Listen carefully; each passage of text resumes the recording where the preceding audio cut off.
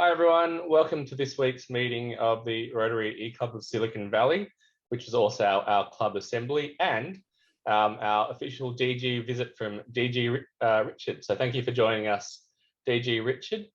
I'm the club president, Brett Sham, and for those that have met me, and today I'll be running through an overview of what we said the goals were at the start of the Rotary year, how we're progressing against those so far, and then also what are our opportunities and challenges looking ahead for the rest of the Rotary year and beyond.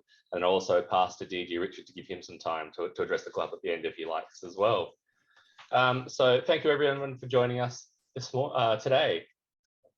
So like I said today, we'll recap the goals, report on the progress to date, and then talk about some of the opportunities and challenges. And as I go through, some of the other members of the board or the committee chairs may wish to jump in as well and help contribute in some of their sections.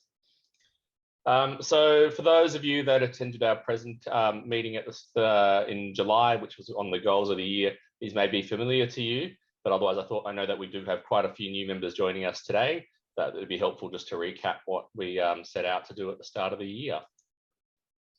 So our goals for the year, they align with our strategic priorities and members' needs per our strategic plan.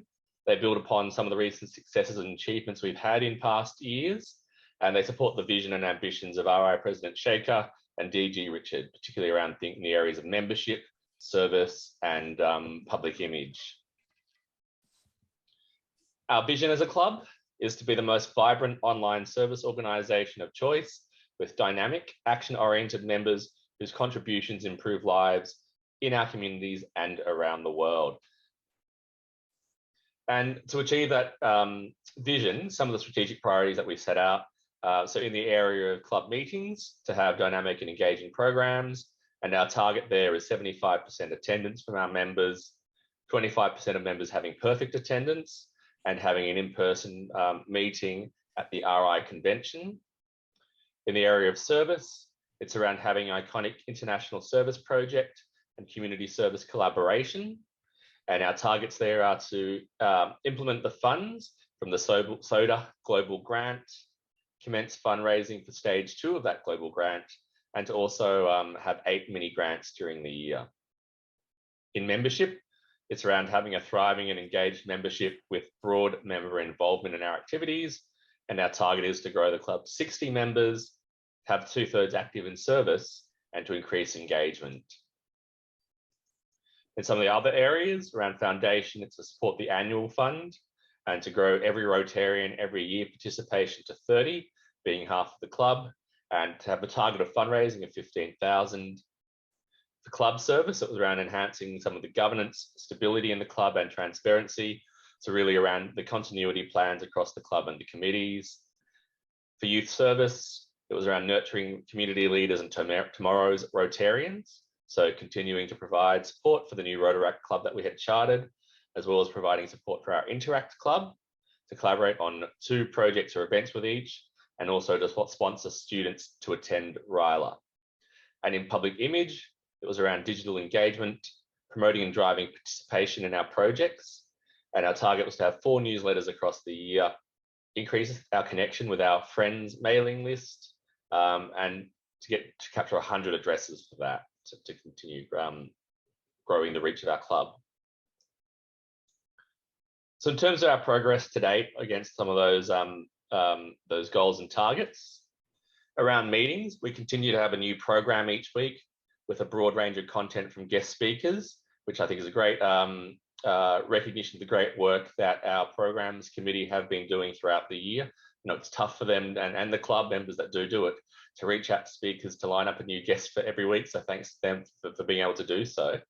Unfortunately, average attendance has slipped to 55%. 9 members, so that's 15% of clubs, still do have perfect attendance, and another 5 are close to that with over 90%. So a total of 23 members, which is 40%, almost 40% of the club, have greater than 75% attendance.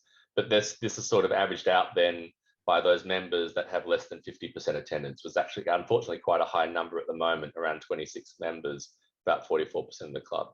And we've discussed this amongst the board and with the membership committee. And I think part of the challenges we've had is that I think, as everyone's aware, with the pandemic, what used to be quite a novel way almost of our Rotary Club engaging with its members through the online channels has almost sort of now become the norm through online engagement. And I think that then does make it challenging through things such as screen fatigue. And in terms of meetings, the other one that we outlined was the in-person meeting at RI Convention, and planning is already underway for an in-person meeting there. And I know that some of you that are here today, being on some of those emails, have indicated that you are going to RI Convention and looking to link up. If I move on then to service, in terms of the SOTA Global Grant, so implementation for the first stage is in progress. There are daily activities on site, and most of the educational equipment has been acquired. And for the stage 2 part that we're looking to also raise a grant for, fundraising is already underway. So Cecilia's done a great effort there. We're working with a lot of other Rotary clubs in the district. We've already raised 20K in district designated funds for it. We've also raised 5,000 in cash, and there's about another 20,000 pending. In terms of mini grants, we've heard back from some of the people that received the grants in the last Rotary year. So they are having some proven impacts, improving communities and lives. And I've got a photo on the next slide around one of the newspapers where we were featured. We do have had some challenges with project delays from the grants that were approved last year. So only 2 were recently paid, and one's actually probably going to be withdrawn. And so I think, the mini grants in the current structure, last year was the first year that we did launch them. And so we continue to sort of review that structure, given some of the challenges we have faced in terms of, the projects we are selecting and partnering with, then sort of facing their own implementation and deployment challenges, as well as some of the challenges we've had, particularly with a lot of these grants being global, around the funds transfers and receipts of those funds, even if we can transfer them to the banks by the recipients in those countries. So Imad, who has kindly stepped up to act as the service committee chair, while Sandy's on a leave of absence, has been working hard on that with Cecilia, our new treasurer, as they review that structure. And as noted sort of on that next slide there, so this was from one of the grants that was in Cameroon. And so they had built a previously had built a radio communication relay in the area to reach some of the harder to reach places, so they could be contacted and engage with the community. But unfortunately, I think it was damaged. And so, as you can imagine, quite expensive radio array equipment.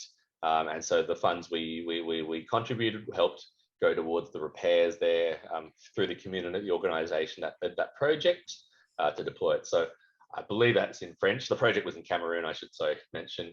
But you can sort of see Rotary Club of Silicon Valley. I think that's what that says, I hope at least, in the headline there. Cecilia, I know that I touched on the SOTA project, which is close to your heart, and you've also been very close to these mini grants. Is there anything you wanted to add? Well, actually, so I don't think there's anything, there's always lots to say about SOTA, but I think you've pretty well covered it. And there were actually 7 mini grant applications submitted last year, of which 5 were approved.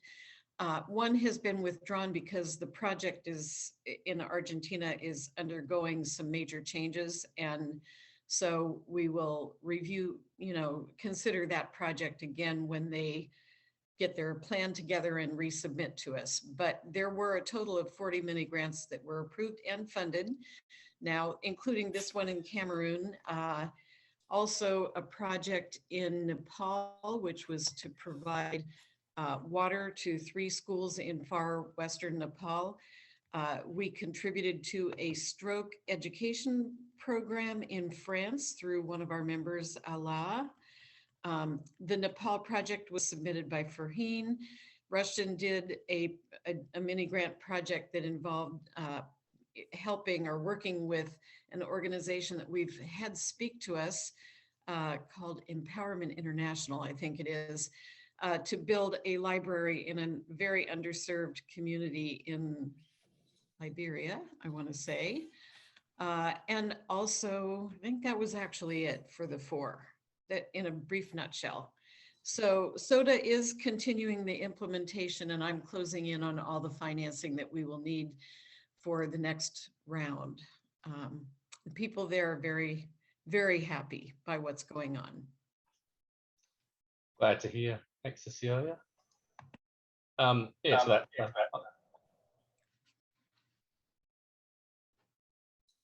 Oops. Sorry, was that?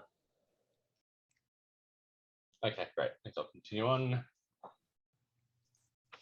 In terms, yeah, sorry, Cecilia? Raquel. Yes, sorry, Raquel. Yes, the fourth one was a project in Colombia. And Raquel, maybe you would like to speak to it quickly. I mean, otherwise I can pull it up here. Otherwise, I've got it to hand, Cecilia, although that helps. Okay. So it was Right.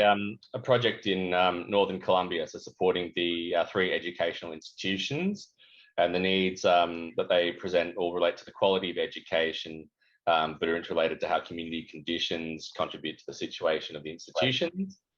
And so the project made the following interventions. So support to reorganise and provide the necessary equipment and materials to the computer and science lab departments, equip the library with supplementary reading materials and appropriate reference books, to train teachers and family members in basic computer and management skills, to donate a school radio station to broadcast educational programs of the Ministry, Ministry of Education, and to provide literacy training to stay-at-home youth and adults, and provide meaningful learning on weekends in participating schools and through the local organisations. So I think, there's a lot of impact and good that these mini grants projects are having. Just unfortunately, just some of the challenges we face with it, which is why I know, the board and the committee are committed to trying to review the structure of that so we can continue with them in the future. So I then move to the next section around membership. So currently our club has 57 members. We've got representation from over 15 countries, which I think shows the reach and the benefit of sort of our being an e-club and the way that we do meet online and in that asynchronous fashion. The average age for our club members is 48, so that's significantly lower than the worldwide average of 62. And we actually have 26 members below 40. And of our membership, more than 45% are female, which is, again, almost double the worldwide average of 24. So I think there's some things we can really be proud of around membership in our club. The club's had approximately 45% growth over the last 5 years. This year, we've had 3 new members admitted, I think many of whom are on the call. So thank you for joining us. We have had some people leave the club for various reasons, and so we're back to level with where we have started where we were at the start of the year. But it's always challenging to sustain very strong growth year on year, and I think, if I recall correctly, our club had the highest growth in the district last year. So we are starting off a very strong base coming into this year. I think Alexandra's on as well. Alexandra, did you want to add anything as membership chair around membership? No, thank you. It's just that we are still thinking about how to enhance our engagement. But otherwise, I think you perfectly presented all the important numbers. Thank you, Brett. Thanks, Alexandra. In foundations, so foundations another area where our clubs had a really strong impact and done well throughout the year. So our total foundation contributions are almost 15,000 for the year to date. That's the Rotary Year from 1 July. And that's split across the total annual fund contributions of almost 11,000 and Polio Plus fund contributions of just over 3,000. And the reason why we, value annual fund contributions so much in this club is the way that the global grants and district grants program work through the foundation. And so the funds that clubs do receive are prorated based on the giving towards the annual fund contribution. So what we donate to the annual fund, we get back through then foundation grants as district grants later on. In terms of membership participation and support of the foundation, so this year, 35% of our members have given to the Rotary Foundation, and 15 members, so almost 30% of our club are taking part in every Rotarian every year, and that includes 13 that are sustaining members and 4 that are Paul Harris Society eligible as well. And that's unfortunately a bit under our goal of doubling it to 30. But I think we still have that ambition, and thanks to all those people that are giving at the moment. And the average giving per member is not insignificant. So it's $262 per member so far this year, with 186 of that towards the annual fund. And in terms of foundation contributions from our members overall, so of our 57 members, 45 have given to the foundation. So the number I referenced previously was for the current Rotary Year, but throughout their time in total, 45 of our members have given. And so that includes almost half, or in fact, more than half of our club. My math is right, 29 members, which have recognition of Paul Harris Fellows or higher. And that includes 21, which are multiple Paul Harris Fellows, and 5 major donors as well. So thank you for everyone for your support of the foundation. We also have 3 benefactors, including 2 that are Bequest Society members, and 9 of our members are on Rotary Direct. And setting up Rotary Direct is a really simple process for those people that aren't aware or aren't on it. You just go to the Rotary Foundation website, and I think it's about 3 clicks of your mouse. It's 2 pages to sign up, so that it automatically sets up your giving every month. A bit like set and forget, like some of your bills that you might have. Moving on then from the foundation to club service. So, as noted, we're committed to trying to improve the transparency in some of the process and governance in our club. Phil, as the administration committee chair, and in previous years as the bylaws committee chair, has done a lot of work in trying to set the right groundwork for our club, as we have grown a lot in establishing the right processes and policies for our club. And he also did a very thorough review of our club processes as part of that process. The review's ongoing. What I think we have uncovered is that we've had some banking problems, and that was more as a result of our bank merger between BBVA and PNC. And so from their side, a lot of data wasn't merged in a lot of their systems and processes. So unfortunately, Paul Cecilia, I think, spent more time at the bank than she would have liked recently, trying to resolve some of the issues with them. Some other issues that were uncovered through that review process that Phil conducted were around some of our filings in the state of California. And so, whilst we are very up to date and current with a lot of our IRS filings, we had missed some filings around statements of information to the Secretary of State of California, and some of the filings for the Franchise Tax Board. So Cecilia, again, has been working diligently since stepping into the Treasurer role to help resolve some of those for us, including some back filings and updating some of the statements of information, and particularly from the Secretary of State side, to receive confirmation from them the other day that we've received that. And from the Franchise Tax Board, she's still working through on that at the moment. And then one of the other things that Phil's review uncovered was that actually our incorporation with the Secretary of State, the paperwork was filed as a 501c3, which I think for those of you that are familiar with Rotary, that's the incorrect designation for clubs. So clubs should be 501c4s, whilst foundations and charitable organisations are 501c3s. So we'll be working with them as well to just file some updated articles of incorporation, which Phil had prepared for us as well on that basis of being a 501c4. I think I saw a hand pop up. Is there a question? No, all right. If not, no, that just was a thank you. That was a claps to Cecilia. Thanks, Raj. Yeah, I echo those thoughts, and so do the board, and thanking Cecilia and Phil as well for their hard work in that space. In terms of club service, I think the point, as Alexandra noted, engagement has been a challenge, and as I referenced at the start as well, we saw that in some of the meeting attendance statistics. So, continuity of roles and the board and some of the vacant roles continues to be a challenge. So, again, we encourage people that are interested in taking up positions in the club to let myself or any of the board members know. And if it's something you're interested in, but you also do have concerns around the time or your qualifications, we're happy to speak to you about that and work out a way that we can make it work for you, whether it's co-chairing a position or job sharing as well, so that, we can give everyone an experience in the leadership positions across the club, as well as making sure that the club does get the people into the right roles as needed throughout the year. In terms of youth service, we've been working on events with the Rotary Club of Cupertino. So that's the Rotary Club that we co-sponsored, that chartered at the end, at the start of, trying to think, it's at the end of last Rotary Year, at the start of this Rotary Year now. We also sponsored one student to attend RYLA in person this year.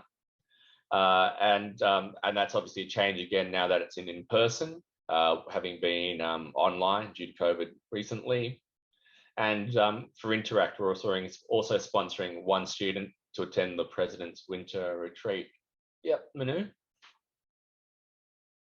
Yeah, I just wanted to add, because I thought that might be of interest here from Germany, that the International E-Reiler, I've been informed about by I think nearly a dozen clubs here in Germany that this is taking place, and all of them were highlighting that the eClub of Silicon Valley is part of it.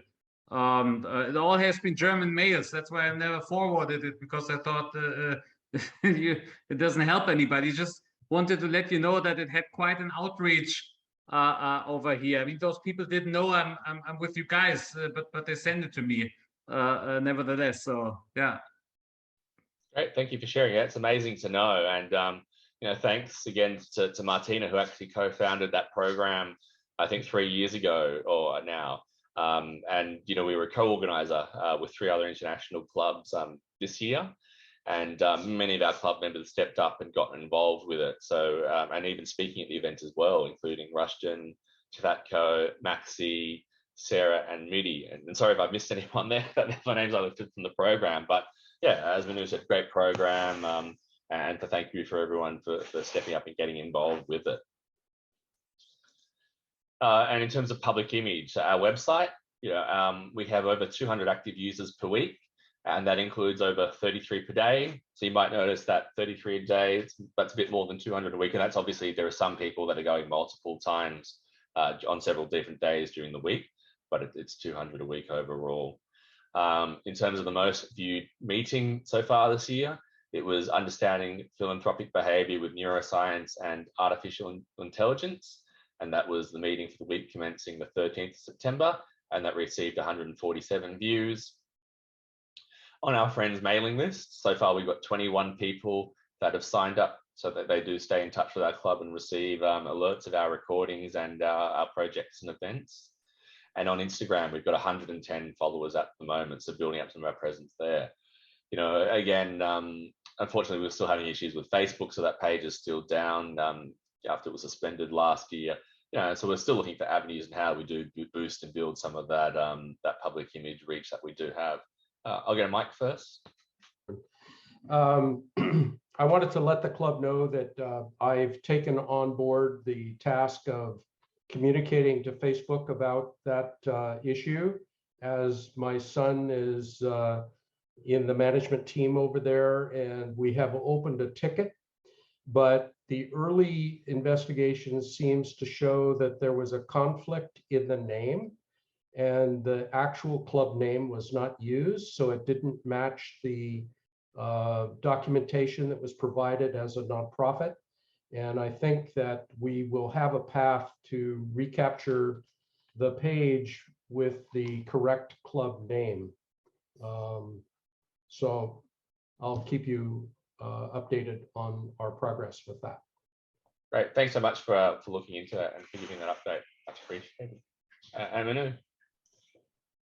Well, thanks, Mike. That sounds pretty much like a very German problem.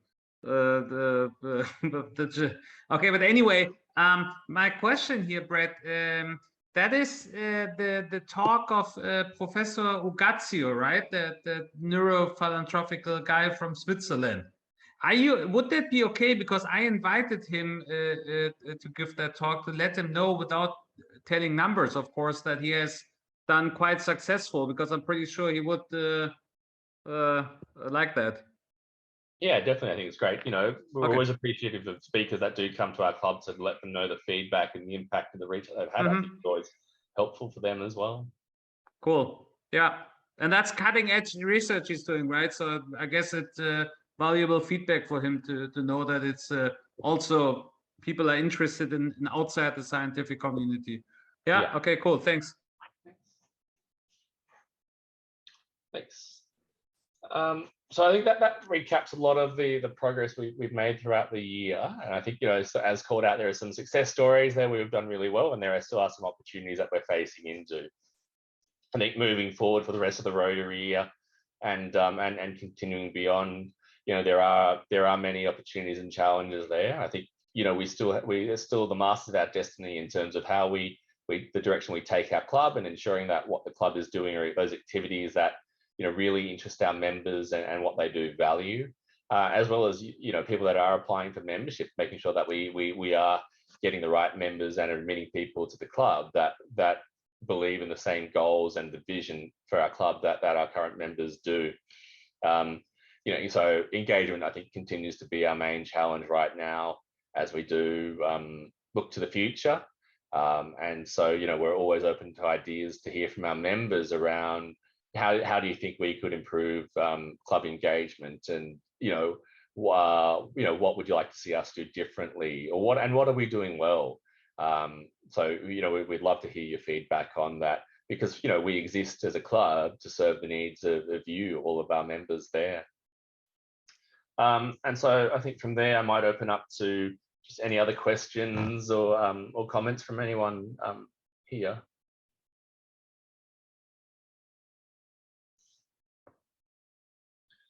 No, it doesn't look like there are any at the moment. I think, you know, there are a lot of good discussion and questions as we went throughout. So thank you for those as we went through. Thanks for joining us this week for the meeting. We would like to encourage all of you who've enjoyed this program to let us know what you think. Below, you'll find our discuss tool for sharing and responding to comments. So please take a moment to add to the conversation. Members and Rotarian guests, please also remember to fill out the attendance section too. It helps us know about the reach of all our efforts and serves as a makeup for missed meetings for those of you that are Rotarians. If you put your email in the form correctly, you'll get a message you can pass along to your club's secretary. So thank you again for joining us, and we hope to see you again soon.